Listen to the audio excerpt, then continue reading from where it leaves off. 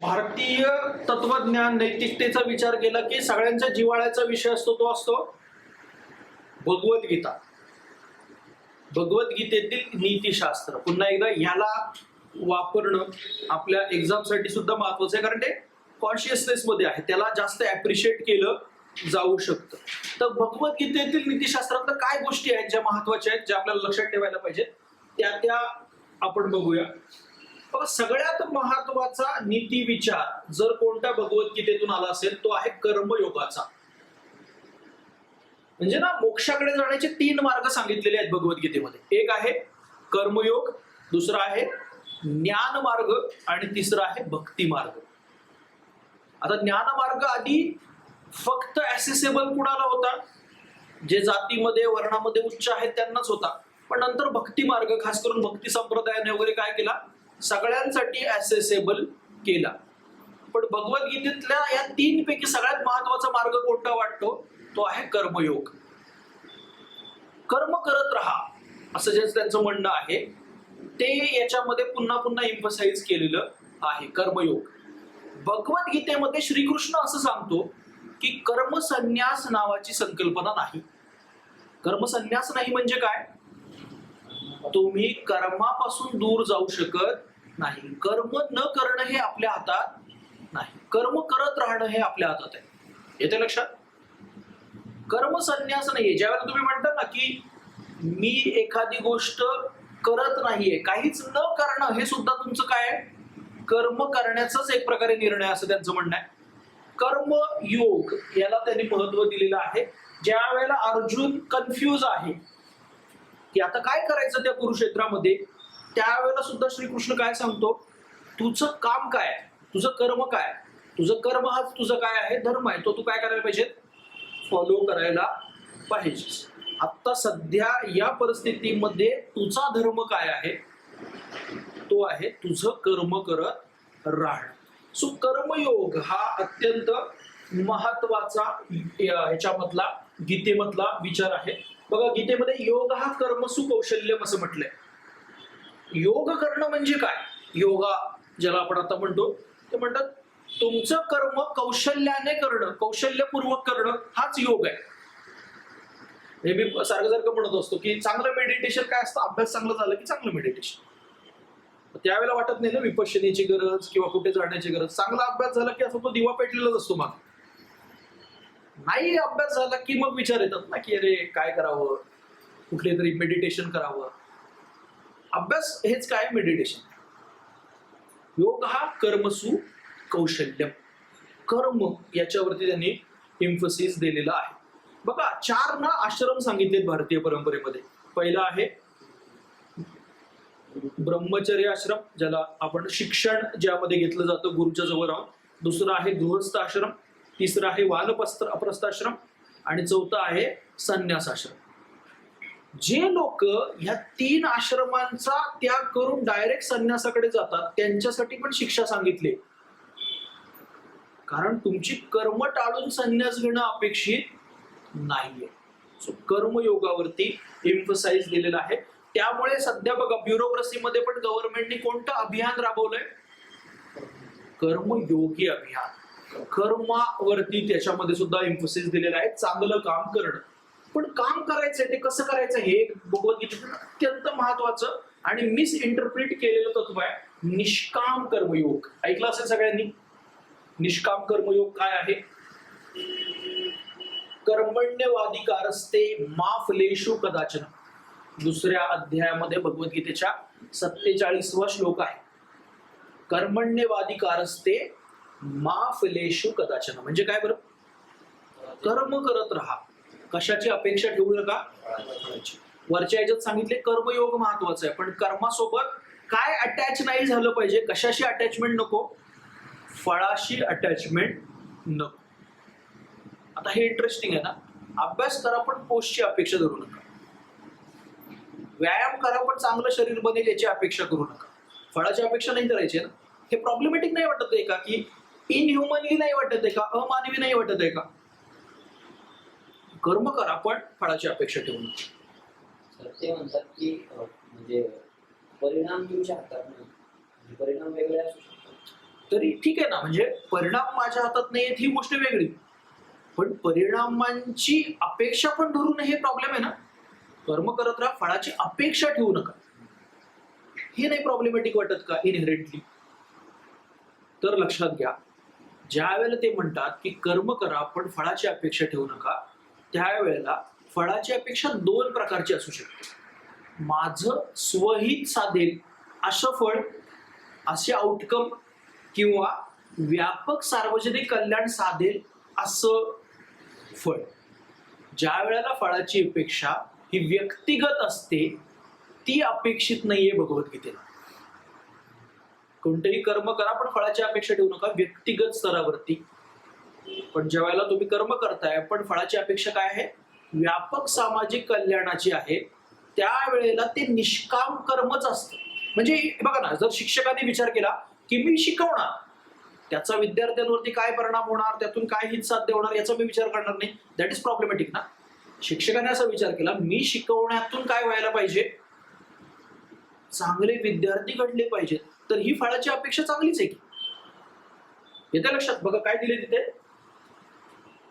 निष्काम कर्मयोग म्हणजे आपण जे काम करतो ते कर्तव्य म्हणून करणं, आपली ड्युटी. इमॅन्युअल कांटचं बघितलंय आपण. का करायचंय तुम्हाला? कारण ते तुमचं काय आहे? कर्तव्य आहे, ड्युटी आहे. त्या कामाचं यश अपयश लाभ हानी हे मनाला बांधून नाही ठेवायचं आहे, बरोबर? त्यातून काहीतरी मिळेल या स्वार्थी भावनेला बाजूला ठेवायचं आहे.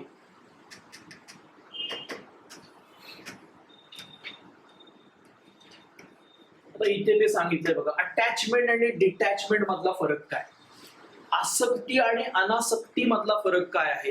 गीतेमध्ये काय सांगितले? डिटॅचमेंट सांगितले. कशापासून? कर्माची तुमच्या फळापासून, फळाच्या अपेक्षेपासून. पण त्याचं म्हणणं आहे की डिटॅचमेंट म्हणजे काय, की फलाची इच्छा नसणे इतका साधा अर्थ नाहीये त्याचा. प्रत्येक कर्माचं कोणतं ना कोणतं उद्दिष्ट असतंच, पण माणूस जे उद्दिष्ट ठेवतो ते संकुचित अहंकारातून जर आलेलं असेल, एकदम नॅरो इगो सेंट्रिक व्ह्यू मधून आलेलं असेल, तर ते काय होते? आसक्ती होते. मी या प्रोजेक्ट मधून मला काय होणार आहे? फायदा होणार आहे. ही काय झाली? अटॅचमेंट झाली. निष्काम कर्मयोग जे त्यांना अपेक्षित आहे ती अशी अटॅचमेंट नको, आसक्ती नको असं अपेक्षित आहे. अनासक्ती म्हणजे कर्माच्या फळाबद्दल उदासीनता नाही. तुम्ही ना काही मिळेलच नाही अशी अपेक्षा नाही ठेवली पाहिजे. म्हणजे शिक्षकांनी जर असं म्हटलं, विद्यार्थ्यांना गणित शिकवतो पण त्यांनी शिकले किंवा नाही हे मला महत्वाचं नाही, हे काय झालं? एक प्रकारची बेपरवाई झाली, प्रॉब्लेमॅटिक झालं ना ही गोष्ट. तुम्ही काय असायला पाहिजे की मलाच हे फळ मिळालं पाहिजे अशी अपेक्षा नाही ठरली पाहिजे. म्हणजे ना एक इंटरेस्टिंग स्टोरी आहे. पुन्हा ते जे कोट होतं ना, there is no path to happiness, ते बुद्धाच्या फिलॉसॉफीवरती आहे. आनंदाकडे जाणारा कोणताही मार्ग नाही. बुद्धाकडे एक माणूस गेला होता, साधक गेला होता. तो म्हटला की मला ना आनंद हवाय, आय वॉन्ट हॅपीनेस. ते म्हणते सोप्पं आहे, यातले ना दोन शब्द कट कर, आय आणि वॉन्ट. मला हवाय. मला हवाय हे दोन शब्द गेले की काय उरतो? आनंद. हे ते लक्षात. हे आनंदाकडे जाणारा मार्ग नाही. काय? तुम्ही आहात त्या अवस्थेत आनंद मिळू शकता, फक्त ती आसक्ती, मी, इगो हा काय व्हायला पाहिजे? बाजूला व्हायला पाहिजे. गीतेमधला ज्ञानयोग, कर्मयोग जसं आहे तसं गीतेमध्ये काय आहे? ज्ञानयोग सुद्धा आहे. हे वाक्य आपण बऱ्याचदा बोललोय बघा, नाही ज्ञानेन सदृशम पवित्रमिह विद्यते. भगवद्गीतेतील 4थ्या अध्यायातील 38वा श्लोक, नाही ज्ञानेन सदृशम पवित्रमिह विद्यते. या जगात ज्ञानासारखी पवित्र गोष्ट नाही. पाश्चात्य परंपरेमध्ये सॉक्रेटिस सांगतो की नॉलेज इज व्हर्च्यू, ज्ञान हा सद्गुण आहे. त्यावेळेलाच आमची भगवद्गीता पण सांगते ज्ञानासारखं पवित्र काहीच नाही. येते लक्षात? सो नाही ज्ञानेन सदृशम पवित्रमिह विद्यते. ज्ञानावरती प्रश्न आला, नॉलेज वरती प्रश्न आला तर तुम्ही ते वापरू शकता. बघा, हा मार्ग कठीण होता, बऱ्याच लोकांना ऍसेसेबल सुद्धा नव्हता, आणि म्हणून पुढचा मार्ग सांगितला गेला, तो आहे भक्ती मार्ग.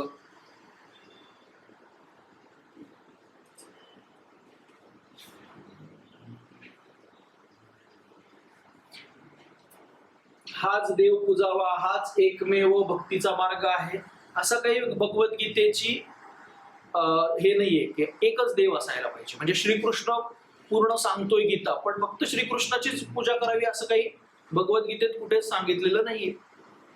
येते लक्षात? आता भक्ती मार्ग ना दोन प्रकारचा असतो. भक्ती मार्गाने मोक्ष मिळवण्याचा एक आहे सगुण आणि दुसरा आहे निर्गुण. काय अर्थ होतो बरं सगुण भक्ती आणि निर्गुण भक्तीचा? वाचला असेल तुम्ही याच्यामध्ये हिस्ट्रीमध्ये. सगुण भक्ती काय आहे आणि निर्गुण भक्ती काय? सगुण म्हणजे आपण एका मूर्तीची पूजा करणार. माझ्या समोर मूर्ती आहे आणि त्याची पूजा केली, मी विठ्ठल आहे, समोर कृष्ण आहे आणि त्याची पूजा केली, शिव आहे त्याची पूजा केली, तर ती काय असणार आहे? सगुण भक्ती. निर्गुण म्हणजे काय? माझ्यासमोर कोणीच नाही, कबीर. कबीर कोणती मूर्ती पूजा करत नाहीये, तो काय करतोय? निर्गुण भक्ती करतोय.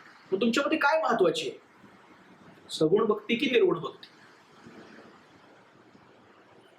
तर स्वामी विवेकानंद असं म्हणतात की टप्पे आहेत ते भक्तीचे. जर तुम्ही सामान्य माणसाला सांगितलं की निर्गुण भक्ती करतं, ते त्याच्यासाठी अवघड जाणार आहे. काहीतरी प्रतीक माझ्या समोर पाहिजे, सिम्बॉल काहीतरी माझ्या समोर पाहिजे. तो पहिला टप्पा आहे सगुण भक्तीचा. दुसरा टप्पा कशाचा आहे? निर्गुण भक्तीचा. सगुण भक्तीमध्ये अडकलं नाही पाहिजे, त्याच्या पुढच्या टप्प्यावरती गेलं पाहिजे. एकदा भक्तीची सवय लागली की मला दुसऱ्या कशाचीही गरज भासणार नाही, याची पण काळजी घेतली पाहिजे. म्हणजे तुम्हाला जर ते ऑब्झर्व केलं असेल किंवा बऱ्याच ठिकाणी असं असतं, गणपतीचं विसर्जन झाल्यानंतर एक शेवटची आरती विसर्जन झाल्यानंतर घेतली जाते घरी पुन्हा येऊन. ज्या वेळेला फक्त ते हे असतो, ते तुम्ही डेकोरेशन केलेलं आहे किंवा तो गणपतीचा जो पाठ असतो, जो आसन असतं, तेवढंच असतं आणि त्याची पूजा केली जाते. म्हणजे पुन्हा एकदा काय, सगुण भक्ती झालेली आहे, आता तुम्ही कशाकडे जा? निर्गुण भक्तीकडे जा. भक्ती मार्ग हा सुद्धा सर्वसामान्यासाठी खुले असलेला मार्ग आहे भगवद्गीतेतला. त्यांनी ना इंटरेस्टिंगली भक्ताचे वगैरे प्रकार सांगितलेले आहेत. म्हणजे सध्या भक्त हा शब्द खूपच असा करप्ट झालाय, म्हणजे एकमेकांना बदनाम करण्यासाठी भक्त हा शब्द वापरला जातो. पण भगवद्गीतेमध्ये भक्त म्हणजे कोण? तर त्यांनी सांगितले भक्त हा 4 प्रकारचा असतो. ठीक आहे, किती भक्ताचे प्रकार सांगितले? श्रीकृष्णांनी 4 प्रकार सांगितलेले आहेत. आर्त भक्त, जिज्ञासू भक्त, अर्थार्थी भक्त आणि ज्ञानी भक्त. अर्थ भक्त म्हणजे काय? आर्त म्हणतो बघा आपण, आर्त, वेदना, दुःख. मी दुःखी असलो की देवाकडे जाणं, बाबा ही परीक्षा कशी तरी पास कर, पुढच्या वेळेपासून अभ्यास करेल. त्रास, वेदना, दुःख यातून जी भक्ती निर्माण होते, आर्त वेदना वगैरे आपण म्हणतो ना, त्या वेदनेतून जो ईश्वराकडे जातो तो कोण भक्त असतो? आर्त भक्त असतो. जिज्ञासू भक्त म्हणजे काय? ज्याला ना ती ईश्वराला जाणून घेण्याची, विश्वाला जाणून घेण्याची खूप मोठ्या प्रमाणात काय असते? इच्छा असते. त्याला ते समजून घ्यायचं असतं की ह्या विश्वात जे दिव्यत्व आहे ते नक्की काय आहे, ईश्वराकडे जाण्याचा मार्ग काय आहे. तिसरं आहे अर्थार्थी भक्त. अर्थ म्हणजे काय? पैसा. जो भौतिक उद्दिष्टांसाठी ईश्वराची प्रार्थना करतो तो कोण असतो? अर्थार्थी भक्त. याचं प्रमाण सुद्धा सध्याच्या काळात वाढलंय.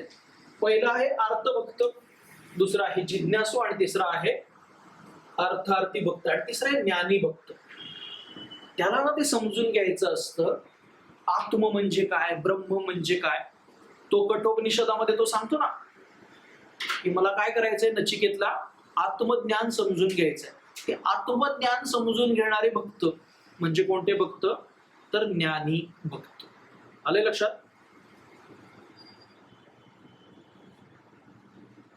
श्रीकृष्णांना ज्ञानी भक्त प्रिय आहे असं सांगितलेलं आहे.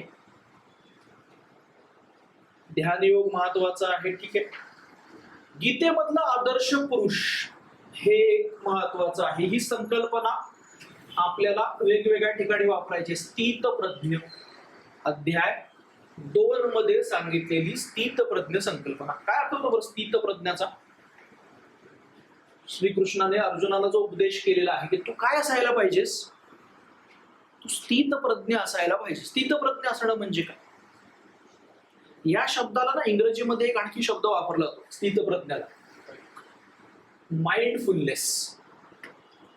सध्या एक शब्द वापरला जातो सतत, माइंडफुलनेस. काय अर्थ होतो बरं माइंडफुलनेसचा? माइंडफुलनेस म्हणजे काय माहितीये? त्याला इंटरेस्टिंग असं म्हटलं जातं आता आणि इथे. म्हणजे समजा आता मी लेक्चर अटेंड करतोय तर माझं पूर्ण ध्यान कशावरती असणं?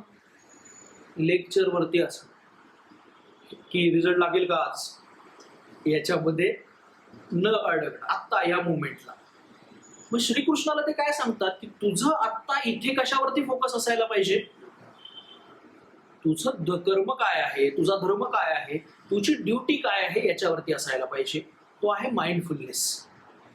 स्थित प्रज्ञामध्ये काय अपेक्षित आहे, त्या ठिकाणी काय अपेक्षित आहे त्याच्यावरती तुमचा फोकस असणं. काय आहे स्थित प्रज्ञ? असा माणूस की ज्याने वासना स्वतःच्या डिझायर सोडलेल्या आहेत. माझ्यासाठी हे काय महत्वाचं आहे, हे माझे नातेवाईक आहेत नाही, माझं धर्म काय आहे, माझं कर्म काय आहे याच्यावरती जास्त फोकस करणं. त्याचा संतोष हा बाह्य वस्तूंवर अवलंबून नसतो. आपण म्हटलोय आतापर्यंत सतत म्हणत आलोय की आनंद ही संकल्पना आतमधून येते. सुख हे बाह्य गोष्टींवरती ठरतं. कबीरने सांगितलं ना, गोधन गजधन बाजीधन और रतन धन खान, जब आवे संतोष धन सब दोन्ही समान. हॅपीनेस आनंद ही संकल्पना काय आहे? आतमधून इनर स्टेट मधून आलेली भावना आहे. सो स्थितप्रज्ञ असलेली व्यक्ती बाह्य गोष्टींवरती आपला आनंद ठरवत नाही.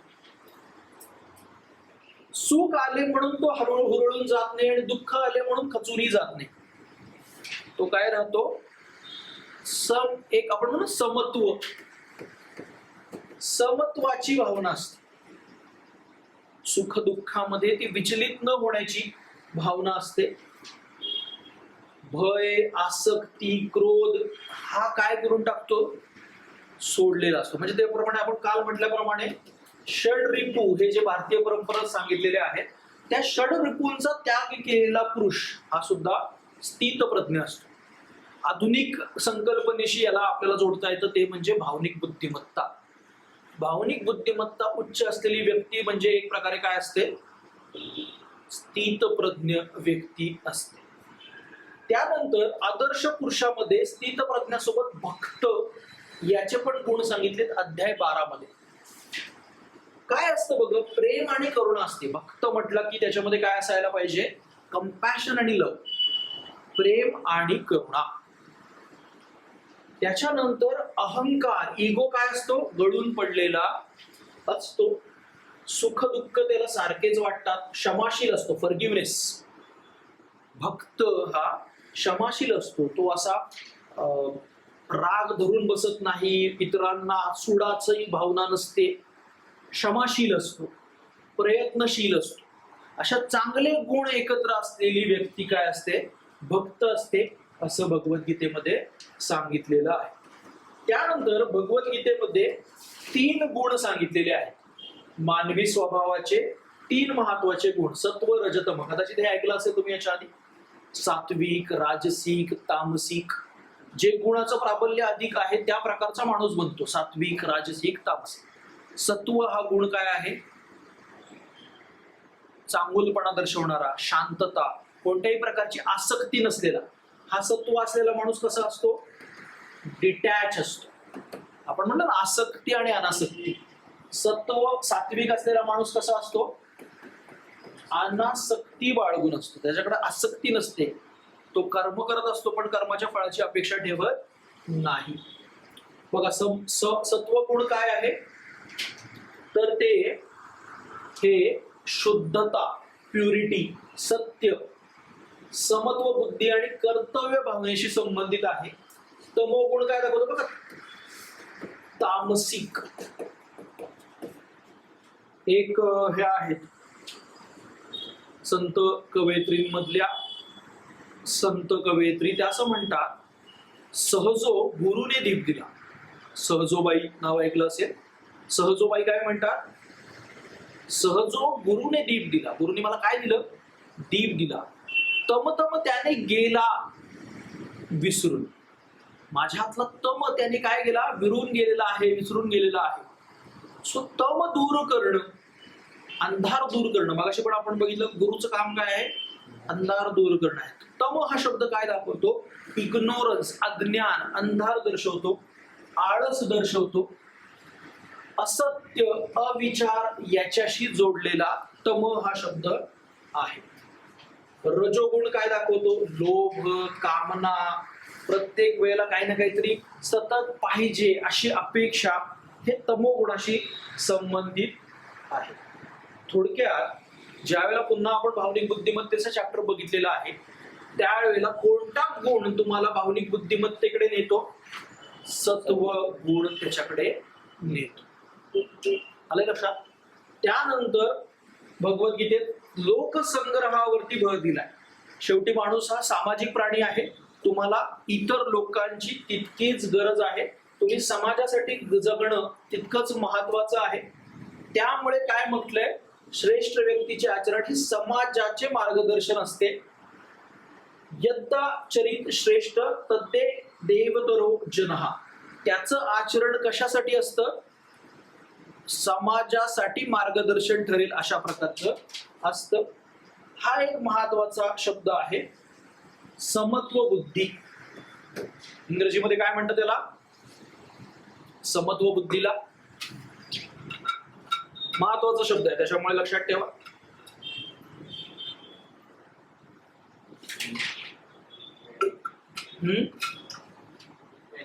इक्वॅनिमिटी.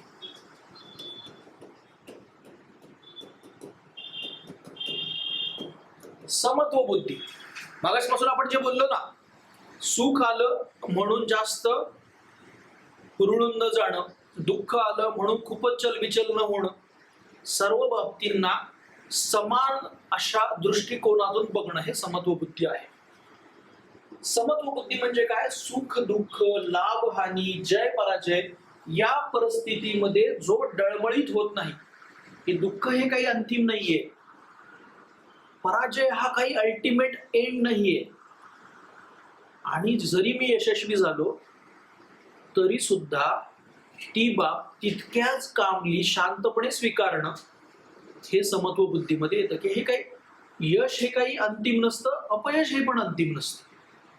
पास झाल्यानंतर मुलांचा असला आविर्भाव होऊन जातो की काहीतरी वेगळ्याच ग्रहावरचे आपण आहोत असं, तर त्यामध्ये समत्व बुद्धी काय सांगेल की यशालाही त्याच शांतपणे स्वीकारणं, अपयशाला पण त्याच शांतपणे स्वीकारणं. यश आणि अपयशाकडे बघण्याची माझी एक प्रकारे निर्विकार दृष्टी निर्माण होणं, हे आहे समत्व बुद्धी. आणि म्हणूनच गीतेत सांगितलंय समत्वम योग उच्यते. तुम्ही योगी माणूस कधी झालात, ज्या वेळेला तुम्ही सर्व बाबतीकडून अशा समत्व दृष्टीने बघताय. दोन गोष्टी सांगितल्यात बघा योगाच्या. योग हा कर्मसु कौशल्य आणि समत्वम योग उच्यते. आता मग आपण जर समजा इंग्लिश केलं की भगवद्गीतेमध्ये काय काय सांगितलेलं आहे, काय काय आहे महत्वाचं भगवद्गीतेतलं. पहिलं आहे कर्मयोग. कधीही काही झालं तरी तुम्हाला काय करायचं आहे, कर्म करत राहायचं आहे. आणि त्यांनी व्याख्या पण सांगितली, योग हा कर्मसु कौशल्यम. त्याच्यानंतर कर्म करायचं आहे, पण ते कसं असायला पाहिजे, निष्काम कर्मयोग असायला पाहिजे. ठीक आहे. तिसरं